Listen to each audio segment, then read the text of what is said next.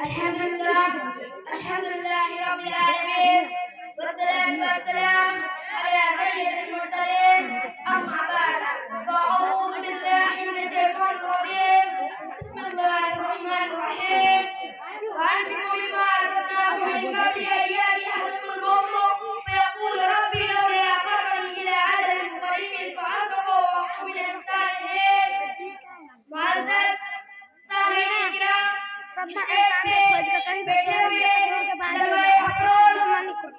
आज के खुशलाना ये मुरी कितना हालात में है जो मैं चिकन सड़क में मौजूद पर मैं कुछ बोलना चाहता हूँ। इस मौजूद का नाम सदका की फजीलत और सिर्फ है। मुअज़्ज़ज़ सामीईन किराम, सदका को खैरात करना एक अजीम इबादत है, यानी वो भी एक बड़ा इबादत है। इस्लाम ने मालदारों को इस बात का मुख्तलिफ बनाया है कि वो अपने माल में से गुरबा और मसाकीन के ऊपर खर्च करे, यानी समझे, उसका हिस्सा समझे।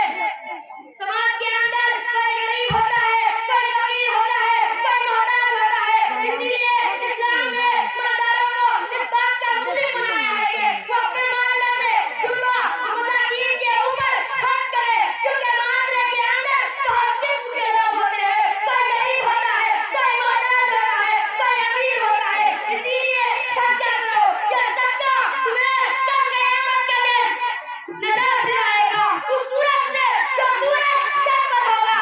आज तो ये सूरज कितना ऊपर है, 70,000 मील ऊपर है, तुम उन सूरजों की गर्मियों को तुम बर्दाश्त नहीं कर सकते हो। तो ये सूरज जो तुम कल क़यामत के दिन वो सूरज जो सर के पास होगा, उस सूरज की गर्मियों को तुम कैसे बर्दाश्त करोगे? ए मुसलमानों, तुम तो सोचो, और तुम तो दाइयों के अंदर जा रहे हो, लेकिन ये नहीं सोच रहे हो कि मैं कल क़यामत के दिन अल्लाह के पास क्या जवाब दूंगा।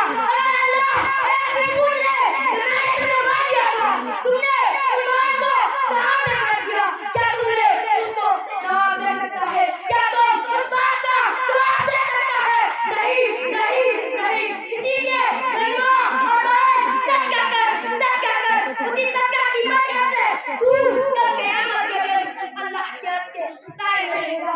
और साथ ही साथ ये भी बात मालूम कर कि ये सिर्फ कभी मत करना, ये सिर्फ इतना बड़ा गुनाह है जो इसके वजह से तुम्हारे सारे नेक अमाल बर्बाद हो जाएंगे। ये गले के अंदर तारीफ लगाना हराम है। अल्लाह रब्बुल आलमीन कुरान के अंदर कहता है, इन्ना सिर्फ रसूलुल यतीम, बेशक मेरे साथ सिर्फ मत कर। ये सिर्फ इतना बड़ा गुनाह है, वो गुनाह कभी माफ नहीं होगा।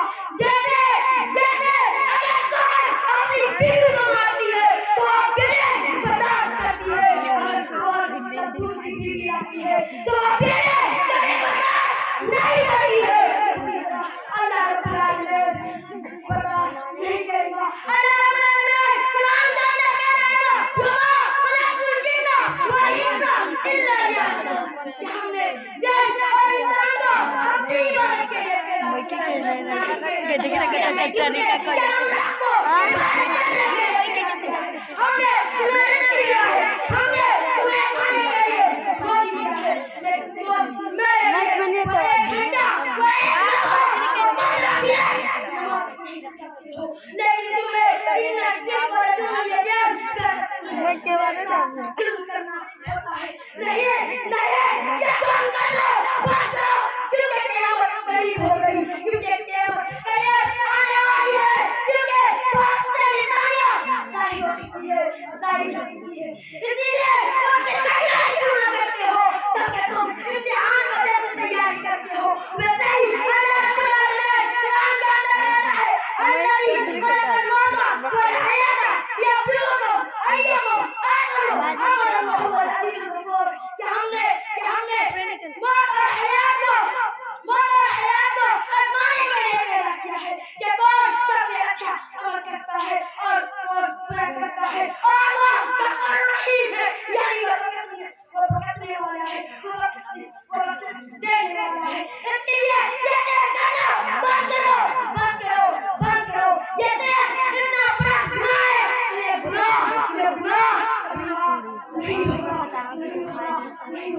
मेरी माँ सुन, ये गले के अंदर ताबीज़ लटकाना खाकर तू कहती है ये गले के अंदर ताबीज़ लटकाने से मेरा सेहत ठीक हो जाता है। नहीं अल्लाह रब्बुल आलमीन ठीक करता है, नहीं करता है। तुम्हें तो कल क़यामत के दिन बताएगा, तुम्हें तो कल क़यामत के दिन बताएगा। ये गले के अंदर क्या तुम तमाशे रखते हो? गले के अंदर ताबीज़ लटकाती हो, कभी तो अंगूठियों के अंदर रखते हो, कभी तो पाँव में लटकाती हो। नहीं ये तय कर दो, बंद करो अल्लाह के नाम जुल्म करो, बंद करो। तुम्हें तो अल्लाह ने आगे मैं करना चाहता हूँ हम सब मुसलमान समाज से माशाअल्लाह।